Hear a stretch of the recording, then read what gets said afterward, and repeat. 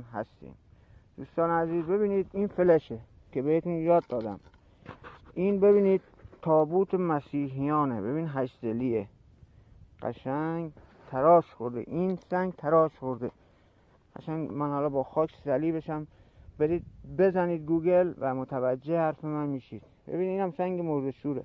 خب یه نشونه دیگه هم اینجا بهمون داده که زیر سنگ باید چنین تاقی باشه، اونجا گنجینه دفن شده. حالا میریم نگاه میکنیم. خب ببینید اینجا این دو جهت بارگذاری شده، این یه جهت هم این وره. ببینید این اسکنه است، به سمت اسکنه میریم، یعنی به این سمت. یه درخت انجیر هم اونجا هست. حالا توجه کنید، ببینید اینا سنگ نشانه است. خب اینجا الان مسیره میریم. خب دوستان ببینید اینجا فلش زده، یکی هم اینجاست، یکی هم اینجا گذاشتم.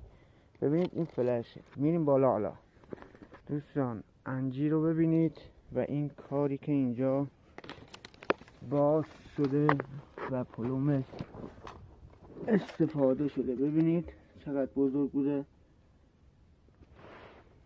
بعضی میگن توهم میزنی، نه به خدا توهم نیست، اینا کار شده. اینجا بارگذاری صورت گرفته. اینم درخت انجیره، بهتون گفتم. ببینید سنگا رو و چه سنگایی گذاشتن که علامت باشه. اینا ببینید سنگای ایستاده است، اون سنگ ایستاده است، این سنگ هم ایستاده است. اینم درخت انجیره. خب اینجا هم امکان داره بارگذاری شده باشه، یه جا حتی اینجا توی این سنگه.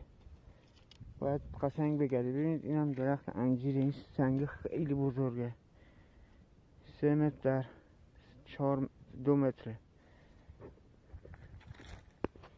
خب دوستان مسیر اسکنر رو رفتیم، مسیر فلش هم میریم به پایین. اینم که تابوت مسیحی هست. حالا میریم به سمت پایین. خب مسیرمون داریم میریم، فقط باید تماشا کنید دیگه.